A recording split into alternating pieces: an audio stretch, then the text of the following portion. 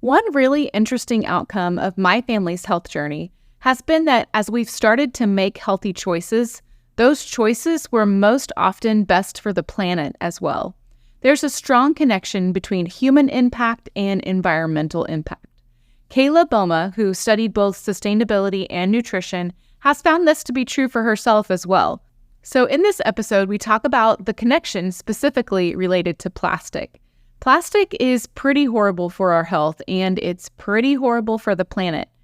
I think plastic is so ubiquitous that we just want to ignore it or accept it as a normal part of life. But this episode will give you cause to pause and think about this a little deeper. You'll gain an understanding of the dangers of plastic and motivation to reduce your use of it and exposure to it with tons of practical tips. Some of these swaps and tips are so easy that you're going to be able to make changes today. We appreciate you spending some of your time with us. If there's been anything of benefit to you in the Daily Wellness Podcast, would you be so kind as to leave a quick review after you listen in today? There's links in the show notes. Thanks, friends. Welcome to the Daily Wellness Podcast. I'm your host, Melissa Meredith. I've led my family on a transformative health journey for over a decade, and now I help other families do the same. This is a place where busy moms can learn about healthy living. I hope that what you learn here helps you feel empowered to take the next step in your family's health journey.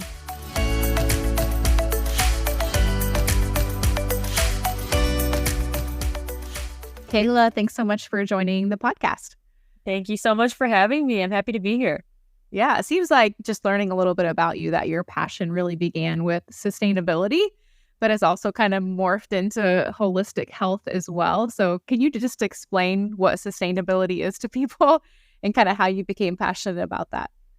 Yeah, definitely. There's a lot of aspects to sustainability. I first really got into it in college, in undergrad. So when you're younger, growing up in the Midwest, especially in school, they would teach you things here and there about like endangered species or global warming, as they called it at the time. But they don't go into too much detail about like the why or our part in that and how we can help. So I actually had this really cool professor that had an environmental sociology master's degree. And so he really brought a lot of interesting things to the school and to the sociology program. He was kind of like my advisor and my mentor through part of it. And I ended up switching my major from psychology to sociology to kind of be under him more because he was just very interesting. A lot of what he was telling me just made sense. And so I took a lot of his social classes, and then I took a few like environmental sustainability related classes and things like that. And there was just this huge theme between our connection to us and nature, so people and the planet. And that just really stood out to me, and I just became very intrigued. It was something I hadn't really dove into like that before. So I ended up graduating with a sociology degree, but with an emphasis in environmental sustainability. So since then, I really dove into health and nutrition. I also got really passionate about that when I was in college too. And then even after I graduated with that degree, I ended up going back for my master's in nutrition. So I like to kind of pair those two things together. I think that health and sustainability, non-toxic living, all those things are very connected. So that's kind of where my Instagram and my platform comes in. Yeah. I totally love that story. I think that's so interesting, and just how, we kind of get guided down this path and things just kind of light up for us in our brain of like, this is what I'm interested in. This is what I love. This is what I want to do. Yeah. I didn't really know where you're going at first. I was like, you're kind of stumbling along the way, and you're just like, well, I'm just going to keep following like what is popping out at me, and that's kind of where it ended up. So, yeah. And so would you say that like sustainability is just like living in a way that helps sustain the planet? Like, do you have a better definition? Yeah. So sustainability, it's more about considering our impact on the planet for sure. When something is sustainable, there's a ton of different ways you can look at it, like different aspects. So is something compostable? Is the packaging biodegradable? Is it going to break down over time? When we're talking about sustainability from like a nature perspective, we want to sustain a good ecosystem. We want to sustain the biodiverse life that we have here. And that's really important just for overall health for us and for the environment. So otherwise you can look at sustainability. Other people use it in terms of like, you know, their company, like how sustainable is this process sort of thing. But when I'm looking at it, I'm looking at more of like an environmental aspect of it. So there's ways that people can look at like the laws that we're making to for us to you know, have sort of a relationship with the environment, you know, like what can we use the land for, and laws on recycling and plastics and things like that. And then there's all of these laws about like oil and things. So there's an aspect of it, but I really focus on like personal sustainability. So what can you do as a person to lessen your impact on the environment and be more personally sustainable? I really like that approach, because if you try to think about the big picture, like, you know, globally, even, like, that's very overwhelming. Yeah. I know there are a lot of problems out there, you know, that we should be aware of and we should think of and we should like educate ourselves on. But when you're thinking of like, what could I do about that? It seems so big. So just starting with yourself is like an actual realistic, you know, step that you can take in your life. Yeah, I view it as more of a realistic approach for most people, because you can write to lawmakers, you can write to these big companies, because honestly, they're kind of the reason why we're in the predicament that we're in. You know, like the recycling company, the recycling idea was created by Coca-Cola. Like it's just a way for them to, you know, put the spin on it where it's like, no, it's up to us to recycle the stuff properly. It's not up to them to change the plastic packaging. So it is more realistic, where it's like, okay, this is something that I can do. And it really does add up. It really does make a difference if a lot of us are just doing little things to help improve that there. So I did not know that the plastic or recycling industry was created by Coca-Cola. Pretty much. Yeah. It was a huge campaign. I forget when specifically they launched it, but that was sort of when they transitioned from putting their products from glass into plastic. And so they were like, well, this is becoming a problem. What do we do with all this plastic? Well, let's get people to recycle it, you know? Let's not go back to glass or find a different solution for it. Yeah, make them take care of the problem, like not me. Okay, yeah. That kind of rings true with a lot of things you see in like big food companies. So that's not surprising. Yep, that's a huge theme in big food. So yeah. And I can agree with what you said about the connection between sustainability and health, because I have noticed that even though I think sustainability and kind of trying to live a little bit more like environmentally friendly life and stuff like that came a lot earlier for me. I remember in college, one of our science professors would give us extra credit if we would go to the local recycling center and like volunteer our time. And so it's just like becoming aware of like, you know, recycling programs and things like that. And we've always recycled like ever since then. And so that's always been kind of something on my mind, is like, how can I reduce waste? How can I, you know, be mindful of that? But the health thing really kind of came later for me. But then as I took some of those health steps, I was like, oh, as I make healthier choices, I'm also making like environmentally friendly, like more sustainable choices. They kind of go hand in hand. For example, you know, if I stop putting so many like products on my body, right, you know, because I realized that all those chemicals weren't so good for me, you know, then I just purchased less in general, and then I had less waste. Yeah, exactly. Like recycling is great, but a very small percentage of our stuff actually gets recycled properly. And there's a ton of people out there that are just throwing actual garbage into the recycling. And it's part of it's because there's just no like education in communities, you know, like widespread education on like what you can and can't recycle. It's different everywhere depending on where you live. So I mean, I think it's great for everyone to know that, but am I gonna make everyone recycle their stuff properly? Well, no. Yeah. It's not realistic. It's more realistic to cut down on how much we're actually consuming and really look at what we're consuming and decide if it's necessary or not. So Yeah, that's true. And I want to talk more about that, like gives people some practical ideas. But since we kind of talked about Coca-Cola and the plastic issue, I also want to talk about that. Like, what are your thoughts on just the plastic situation that we have in our country and worldwide? Like, what are your thoughts on that? right. Yeah, it's one of the biggest issues that we're dealing with now, in the US specifically, and then I mean just globally for sure. It's a very lightweight, durable, convenient option. And it's also very cheap. So that's why all of these companies have really drawn to that.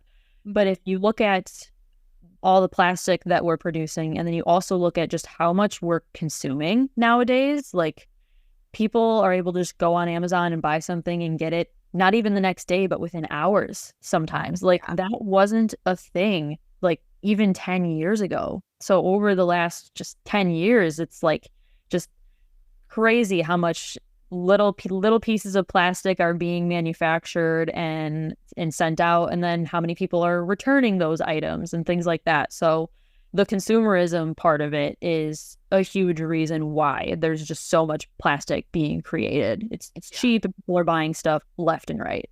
Yeah.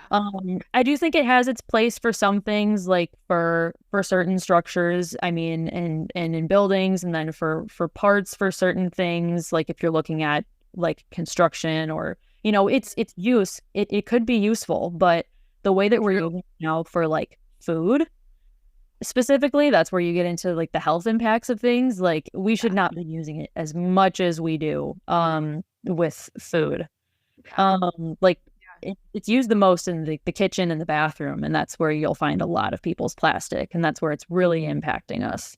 Yeah, I agree. I'm kind of like I shared, I realized that plastic was a problem for the environment. I did not realize that plastic was a problem for me until like much later. I think, you know, we started our health journey like a decade ago, you know, and kind of in the process somewhere, I don't even remember, just learning that like, oh, plastic is made of chemicals and those chemicals are actually really harmful for me. Like, right. You know, and then you start looking around and I'm like, there's plastic freaking everywhere. Yeah. Yeah, it's kind of crazy how much it's leached into literally everything. But yeah, it wasn't like that.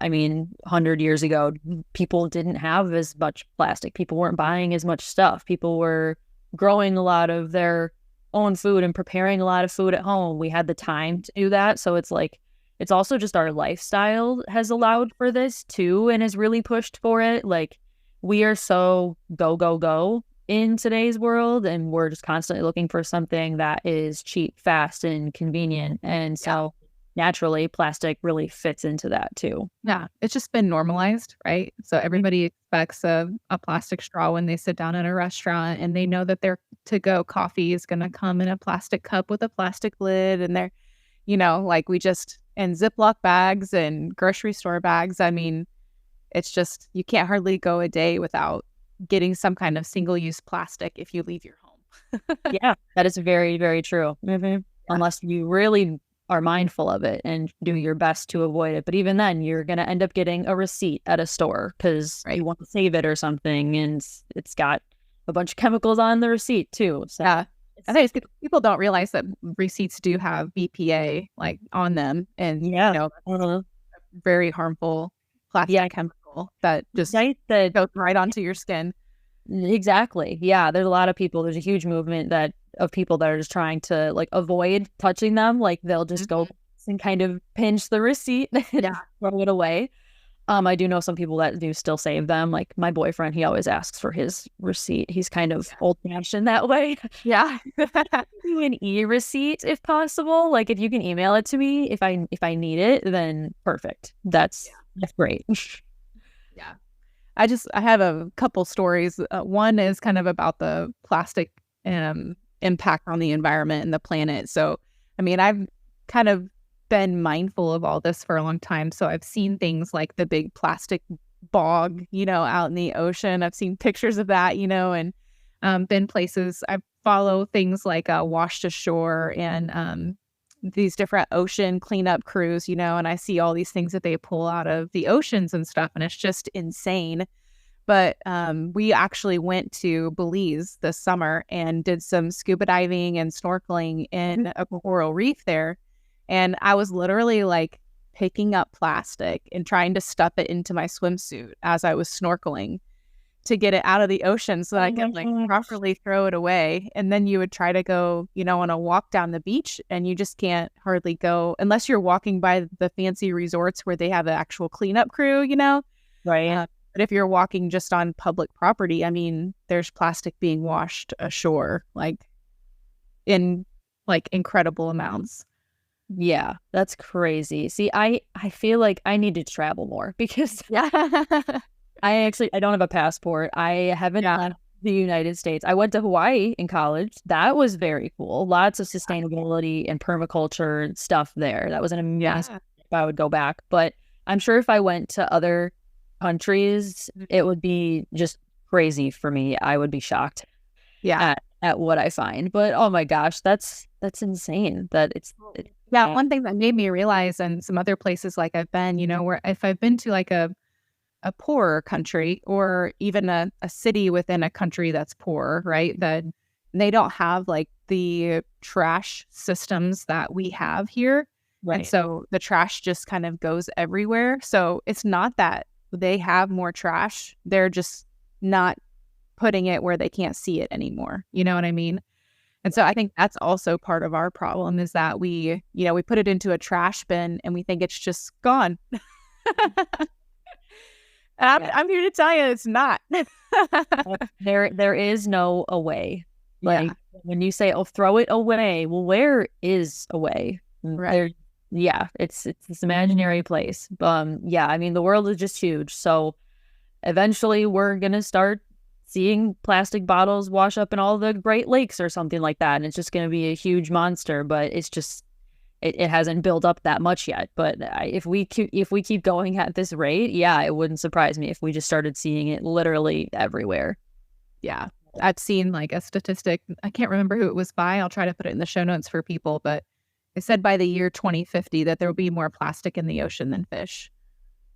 I did see that statistic as well. Yeah. And it's unfortunate because aquatic life and birds and things like that, they end up trying to eat the plastic that they're seeing because it's just so small and it's, they can easily get entangled in it. I see images of that all the time, especially birds with like long necks and things like that. Like they don't know any better. They think it's food or something, So yeah, it's very sad. Mm-hmm. So I've just kind of had a great reminder of that this summer, went on that trip and just having that fresh image in my mind of like, okay, like I need to like double down my efforts of really trying to reduce, Right. Yeah. Let's talk a little bit more about the health impacts of plastic. We talked about the plastic on receipt, like what other, and we talked a little bit about plastics in food containers, right? So are there other things that we need to be aware of when it comes to plastic in our health? Yeah. So it's just everywhere. Kind of like what we were saying. It's just all over the place. And if it wasn't on such a big scale that it is now, like with how many times a day that we're coming into contact with it, I would say that it maybe isn't impacting our health as much, but it's the way that we're constantly using it and the way that we're really abusing it too, because people still throw plastic containers of food in the microwave and heat it up. And I'm just like, oh God, I can't imagine doing that anymore. I think I used to oh gosh, maybe in high school, I used to do that because I just didn't really. What's the problem with that? Why wouldn't you want to? Yeah, right. And then once I started to uncover some of these things, like I'm like, oh wow. And the thing is like a lot of this information about plastics too, it's kind of newer. We've only been using plastic this heavily since like the 1960s, 1970s. That's when it really started to kick up. So the research that we're getting, it's a lot of it is within the last 50, 60 years of use. And we're kind of the guinea pigs of how much plastic we can kind of tolerate. So, yeah, the way that we're using it for just everything, like if you go to a fast food place, everything that you're getting is coming in some sort of plastic. Even if you have a paper cup, let's say, it's still got a sort of a plastic seal around it, and it's got a plastic lid probably. And then it's just, if you get like a hot drink, it's leaching chemicals, hormone disruptors, all these things into your drink, and then you're ingesting those things. We're finding that it's altering our fertility, disrupting our hormones, and it's potentially even contributing to cancer. So it's huge to try to cut back on it as much as we can and be conscious consumers for sure. I do think that it does kind of have its place sometimes. I like to play devil's advocate a little bit because I always think of English cucumbers. I love English cucumbers, and they come wrapped in plastic. I don't know how it is in other countries with English cucumbers, but I know they come wrapped in plastic here. And it keeps them so much fresher, and it makes them last way, way longer. Now, when you're looking at food waste, which is also another huge problem that we deal with here, especially in the US, with how much food we just throw away, I would much rather get the English cucumber that's wrapped in plastic if it's going to save that from being food waste, versus buying it and then having it go bad within a couple of days. So I don't know. There's a little bit of give and take with it, but yeah, when it comes to like hot things, heating things up in the microwave, it's not good. I think the hormone disruption issue related to plastic is a big one for me because, like, not only for myself but for my kids, like we say endocrine disruptors or hormone disruptors, and I don't think people have like a clear picture of how much that really impacts, like how big of a deal our hormones are in our body. Like our hormones, they do a lot, right, in our bodies, and they are connected to so many different systems in our bodies. And so when we are disrupting that, like, it can cause so many problems. Like you already mentioned a couple of them, like the infertility, women with PCOS, even like breast cancers are related to hormones, early onset puberty, PMS problems, men having low sperm, estrogen dominance. Like there's just, we could go on like all day, right? Right. And yeah, it's not to say that plastic is the cause for all of those things, but right. There is a correlation between how much plastic we are using and the increase in literally all of those issues. Like PCOS, I was misdiagnosed with it like 4 or 5 years ago. That's a whole other story in my health journey. But yeah, why does every woman have PCOS nowadays, or some sort of hormone imbalance that's like kind of similar to that? Yeah, why is our sperm count so low? It doesn't make any sense. There's a lot of things contributing to it, but I think plastic is a big piece of that puzzle for sure. Yeah. And then the thing with heating it, right, using it for food containers, either if you're putting it in the microwave, if you're getting your hot fast food in plastic, like anytime you're heating up those plastic chemicals, that's just going to like release more chemicals, right? And so if your food is wrapped in it or warmed up in it, right, it's just leaching right into your food. Yeah, it's basically a hormone disrupting soup. Yeah, fortunately. So it sounds disgusting, but yeah. So yeah, big problem. And the microplastics actually is another issue that I've been reading more about lately. Yeah, that's a huge part of it is microplastics. And when you think of microplastics, like I always think of when I get a bag of avocados. I don't really ever buy a bag of avocados anymore. I try to buy them loose. Yeah. It always sucks because usually the bag of them is on sale. Or cheaper. Don't do that to me. Come on. Yeah, like I'm trying to save money, but still. But yeah, when you cut open like a bag of avocados, like sort of that mesh produce bag, you can see little tiny pieces of plastic that flake off onto the counter. And that's kind of a way that you can think about microplastics, except on an even smaller level. Like microplastics are plastics you can't even see.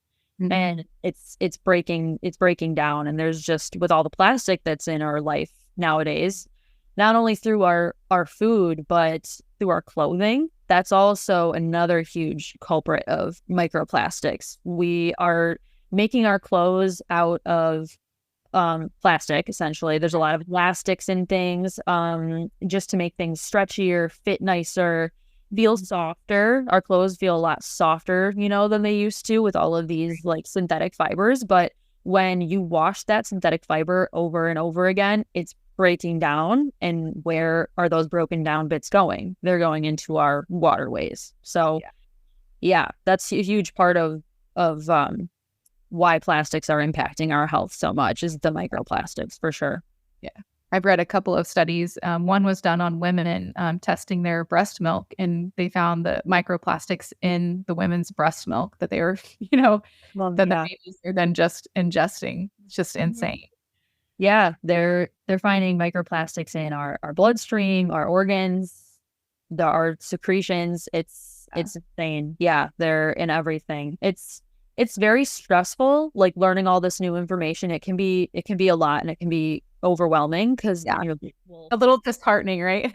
Yeah, right. And it's like, was it inevitable that this is just going to keep being a problem? And like, it's not really something that we should be stressing a lot over, but we definitely need to be more educated and more conscious of what we're doing.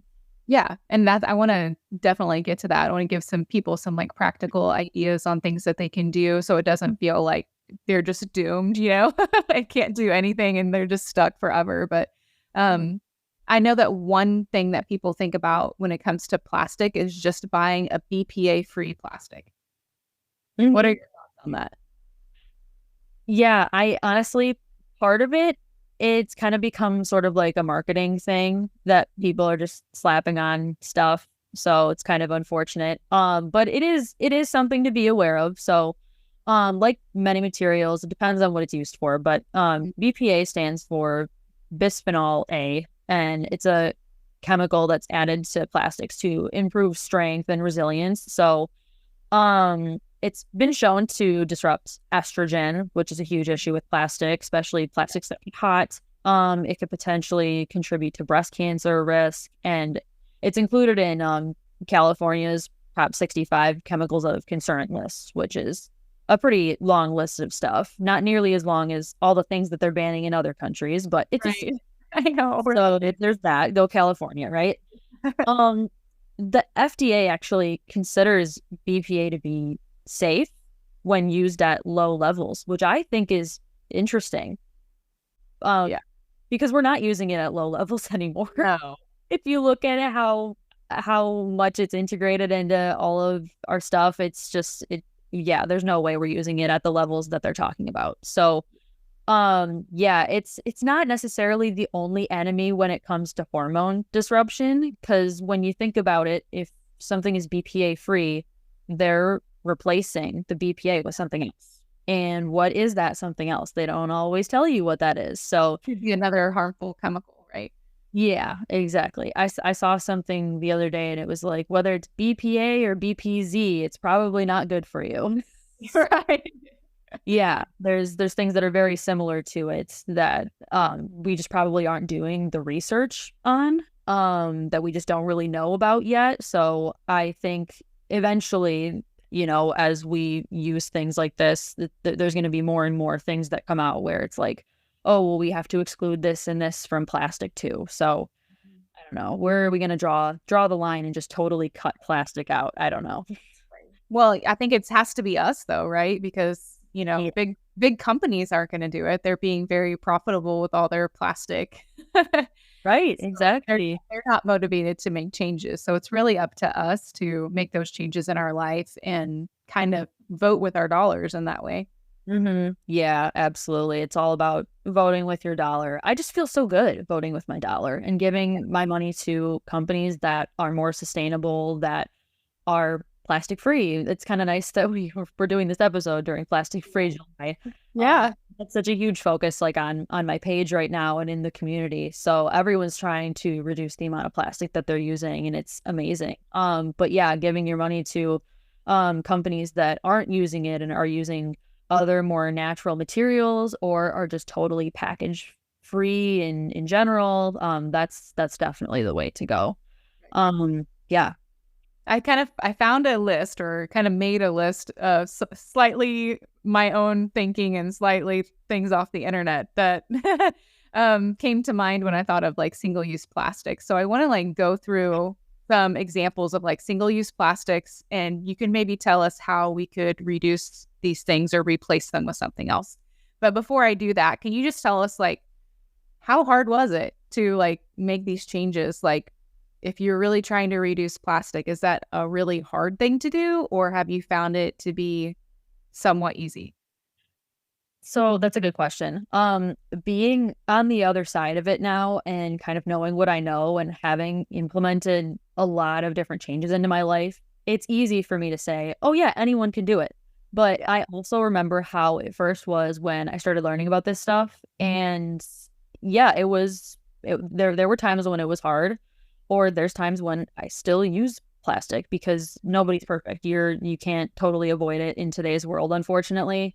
And we're not all totally self-sufficient, growing all of our own food and not buying, any processed foods whatsoever. Like I buy oatmeal that comes in plastic. And like every once in a while I go out to eat and I end up getting something that came in plastic, So it's not totally avoidable completely in today's world, but yes, there are a lot of things that you can do to avoid it, and it's really just about one thing at a time. You can't just bombard yourself with, oh, I have to change everything, because otherwise you're not gonna stick to it. It's not gonna really work out. So that's my biggest tip, is just one thing at a time. But yeah, it definitely can be done.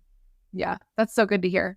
So I think about like the 3 R's when it comes to plastic, or the 5 R's, or like so many people have come up with all these different things, but most people listening have probably heard of like reduce, reuse, recycle. Somebody has at least seen that and heard of that. Whether or not they care about it, I don't know, but they at least are familiar with that. And I like that reduce is first on that, because I think that is like the most important thing we can do, right? Just stop using so much. All right. So we're going to go through some of these single-use plastics and just kind of talk about that. So the first one is plastic straws. How can we reduce our use of plastic straws? You can refuse. That is one of my favorite parts. Just say no if you're comfortable with that. I know some people, when they go out to eat, they like have to have a straw. They prefer that. They don't like just drinking off the cup, but I don't mind it. I don't always need a straw. Otherwise, bring your own. So yeah, bring a reusable straw with you, especially when you go out to eat. Otherwise, I think growing up, we had a container of plastic straws. I can picture it now, actually. My mom had this weird red container that had all the plastic straws in it. But I don't think in our car, all the drive-through plastic straws. It was like the glove compartment full of straws.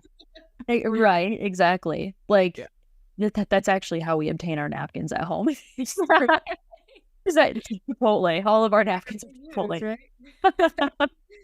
That's funny. Yeah. I like that. And I think you can get like a lot of cute reusable straws now, and like cute little travel bags and stuff. So it would be easy just to stick in your purse. I think that's very doable.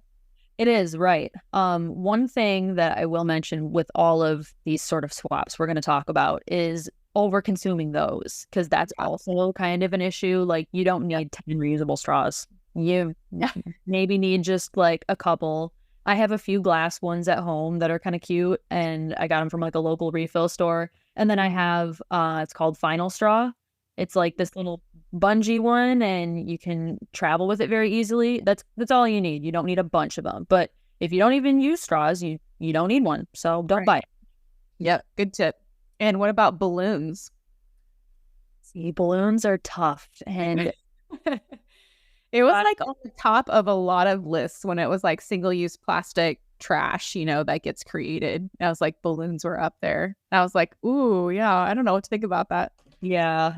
Personally, I don't think they're necessary in general. They're cute. Like, everyone's making these balloon arches for like their, baby showers and stuff like that, right?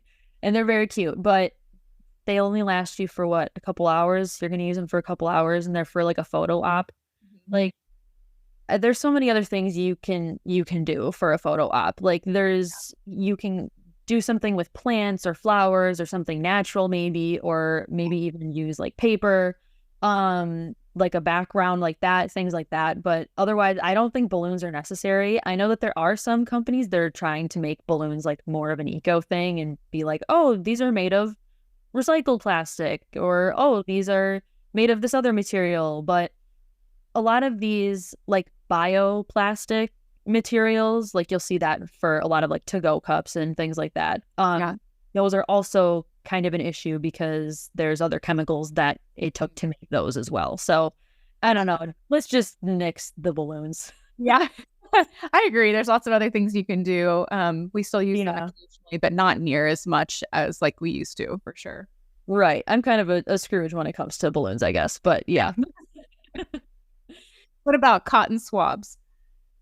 Cotton swabs. So yeah, I have my journey with cotton swabs. It sounds like me sound so lame, but so I used to use, just I think plastic swabs that had the little cotton on the ends. Well, that cotton is usually bleached and it's treated with stuff to make it look pretty. And then it's like a plastic stick that it's on. We use bamboo swabs now. There's a few companies that make those, which is nice. And the ends are not bleached or treated with anything, which is cool. I did try a reusable swab, which wasn't made of cotton. It was more of like a silicone and recycled plastic situation. Yeah. It didn't really work. That's kind of the problem. The functionality wasn't really there. I just think regular cotton swabs work better than that. But bamboo swabs are an option for sure. Or sometimes they have, at least to not get the ones with the plastic kind of rod in the middle, right? Aren't there some that are made of like more of a paper material? Yeah, like paper, cardboard, right? Mm-hmm. Okay. Yeah. So we got some options there. What about coffee cups? Like, I mean, if you go get coffee anywhere, you're going to get it looks like a paper cup, but it's really a paper cup lined with plastic. And then you have your plastic lid and you have your plastic little stir stick and all the plastic in your hot coffee. Right. That sounds terrible. So let's avoid that and bring our own cups. So highly recommend bringing your own cup. It can be kind of tricky to remember sometimes, but luckily I am coming out with a reusables guide and a habit tracker to kind of help people with those things. They haven't launched yet, but I'm working on launching them within the next month or two. I know people always say, oh, I keep forgetting my bag. I keep forgetting my cup, blah, blah, blah. And I'm just like, okay, well, let me figure out ways for you guys to remember. So it definitely takes a while for it to become a habit. But yeah, before you leave the house, just keep it by the back door, keep one in your car even, or have sort of just this little emergency bag of reusable stuff. So I always bring my own coffee cup, or you can have coffee there if that's an option. Usually they have usable mugs there. So I find some local coffee shops that have reusable mugs. I even found a local shop that will give me a discount for bringing my own mug. What? Yeah, it's save some money. Yeah. And what about fast food containers? Yeah, that one's tough depending on the fast food place. There's this one restaurant that we love to get takeout from, my boyfriend and I, and they use all like compostable, just very high quality paper stuff. Nice. It's very nice. They do charge like a fee for it because those options are, pricey for restaurants and food establishments to be able to carry. So totally understand that. I love supporting them. But yeah, I get that it's not feasible for all places to be able to do something like that.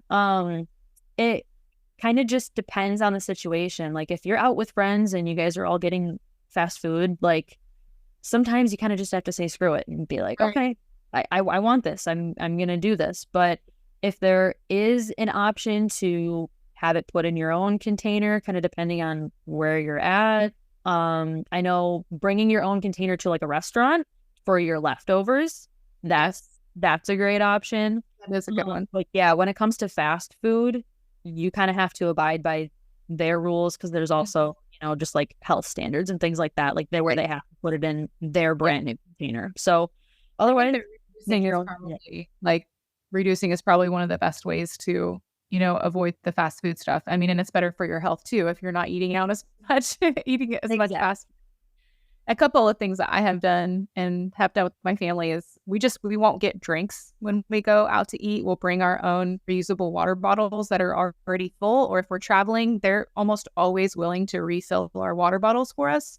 Yeah. And so that at least reduces a little bit of plastic and, styrofoam and all that kind of stuff that we don't have to drink out of. Mm-hmm. Yeah, absolutely. That's a great tip. Yeah, I always get water when I go out to eat. I'm boring now. I think back in the day I used to get like a root beer or something. But yeah, no, that's great. Just bring your own. Just make sure you remember to fill it up before you leave the house, and that's awesome. Yeah. And I know some people feel weird about that, like asking them, but nobody has like ever minded when I've asked like if they'll just fill up my water. They don't mind. No. What about Ziploc bags? Yeah, Ziploc bags. It was very, I wouldn't say it was tough for me to transition, but it was kind of a challenge because I was like, what do I use instead of this plastic Ziploc? And it's just so convenient to grab a new one every time and it's clean, I didn't have to clean it. I grew up where, I was in a household with 2 other siblings, and my mom would always just pack our lunches, everything was in a Ziploc. Actually, I think we did have little reusable sandwich containers. That was kind of cute. They were made of plastic. But at least it wasn't single use. Yeah, exactly. At least it wasn't single use. So I will say that, yes, single use is worse. If you're going to do plastic, make it reusable. But yeah, for Ziplocs, I like to use stasher bags. They're made of food grade silicone. You can put them in the oven. I haven't ever tried that.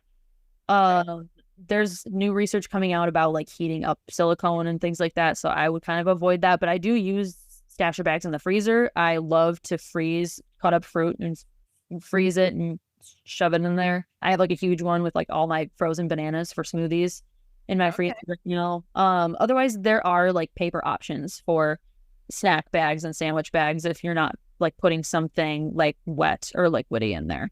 Yeah, we've done reusable snack bags, since the kids were pretty little, and those have saved us a ton of money. That's another thing about being sustainable. You end up saving a lot of money sometimes. Mm-hmm. Absolutely. Yeah, people, they look at the price of like a reusable bag sometimes and they're like, oh, that's kind of a lot. But it's like, if you do the math on how many like days out of the week you're using a bag and then multiply that by how many times a year, like you're really saving money in the long run. Absolutely. What about grocery bags? What do you use for your grocery bags?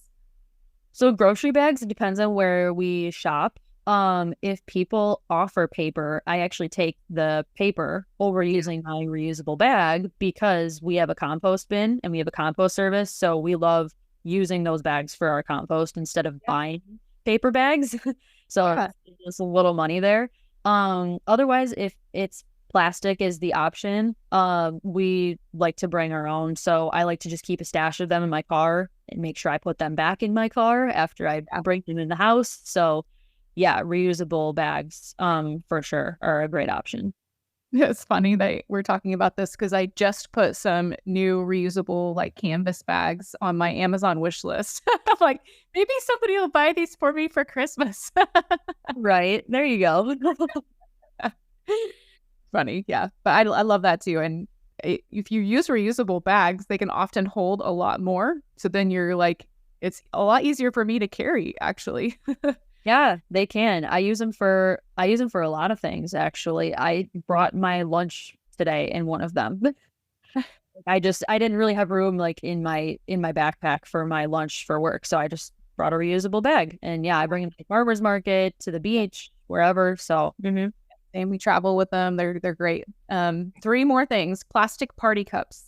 Everybody's got to have like a red Solo at a party. Like, what do you do instead?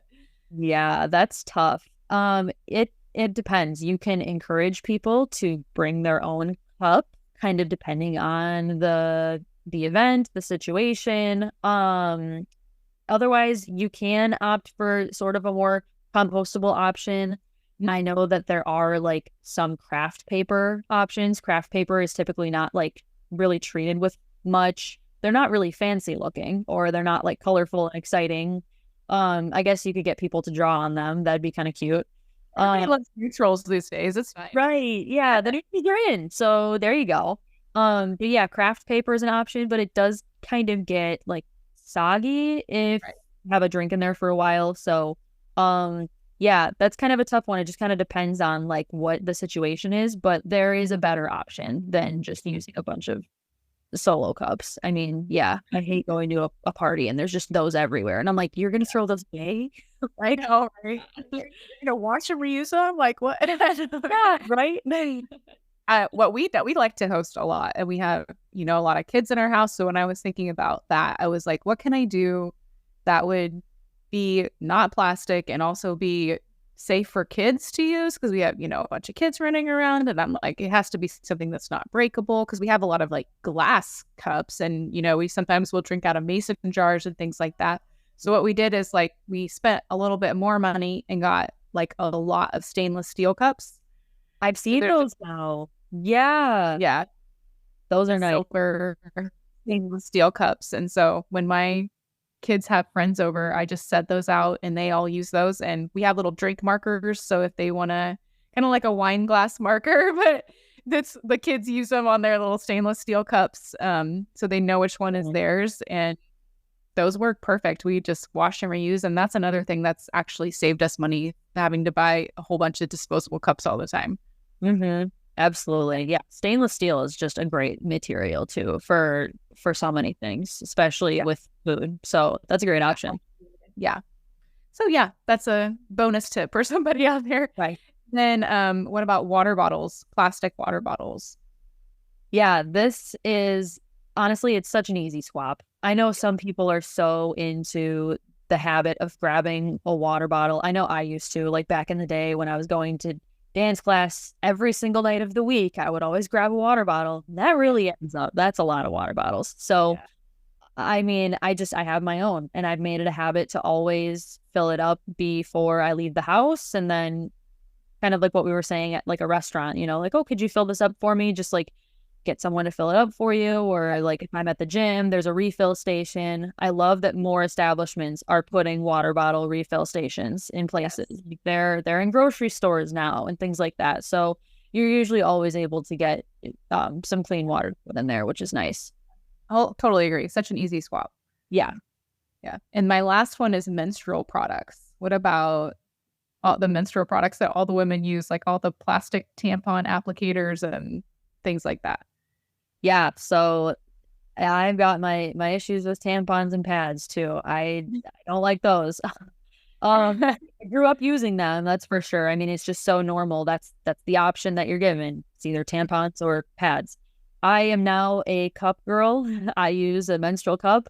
They are making tons of different period underwear products, especially like things that like even teens and younger girls can use when they're like first transitioning, into womanhood, things like that.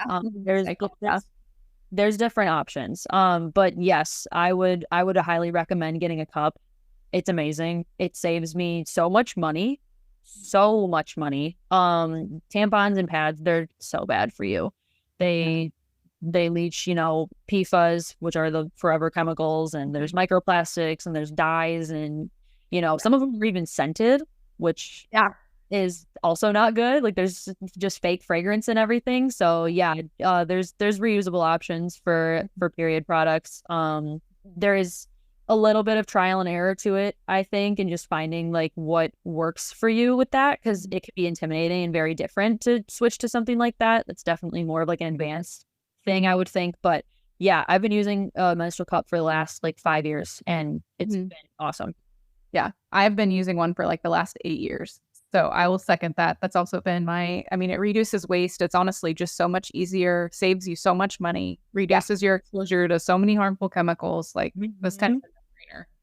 Yeah, absolutely. Yeah. And so, that's the 10. So now we've given people tons of ideas. Yeah. And you have shared so much good stuff with us. Is there anything else really on your heart that you want to share that we haven't covered? One thing that I kind of wanted to talk about was like fast fashion. So this isn't necessarily just one thing that's made of plastic. It's more of an industry, but it's just it's also become such a huge problem. Like how we're talking about how all of our food is wrapped in plastic. Well, all of our clothes are now made of plastic, and then it's being shipped in plastic that's wrapped in more plastic and blah blah blah. So I also think that fast fashion, just these large fashion companies that are mass producing all of these clothes, they're doing it unsustainably, unethically. Like we need to cut them off.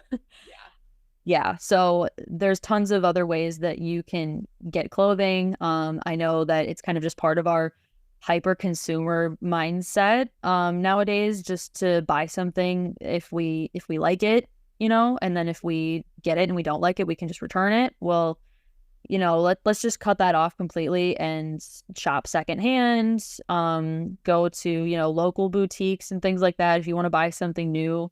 Or you can always opt for things that are made of more natural materials, like 100% cotton, things like that. So I'm actually hosting a clothing swap this weekend where we're all just going to drink mocktails and swap clothes and trade. And yeah, so it's a great way to get some new things and to make some new friends too. So yeah, I know it's not necessarily like, it kind of goes with the topic of plastics, but it is also kind of a huge contributor to the plastic issue and microplastics as well.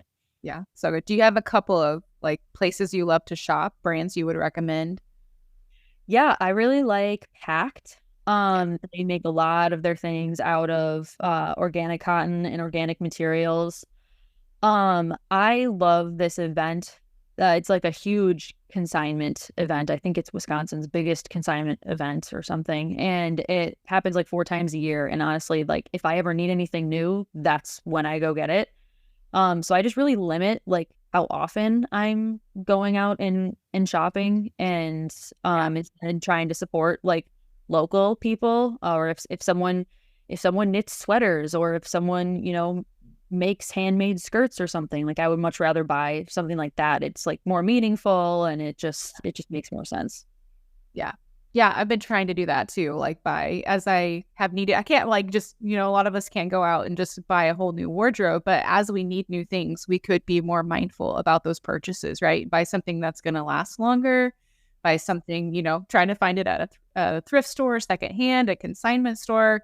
Try to, think about the ingredients, like what, or the actual components that product is made out of, like what fabric is it? Is it going to be something that's healthy for you? So yeah, something to definitely be mindful of. And it can be overwhelming if you think about all the things you own that may not be great for you and the environment, but you can just make, one choice at a time.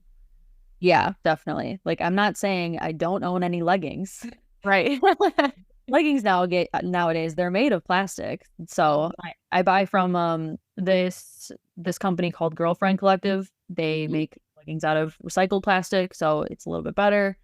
Yeah, they're not the healthiest for you, but they're very comfortable. So I have seen some cotton leggings out there. I haven't tried them, but you could try it.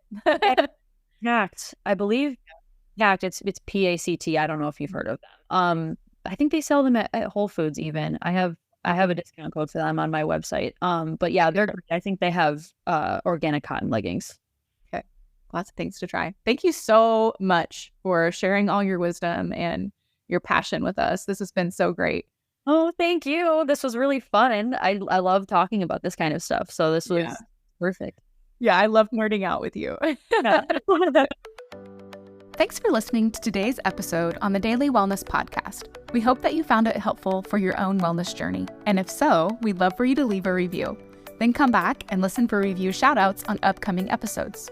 For more information, check out the show notes and connect with us on our website, dailywellnesscommunity.com.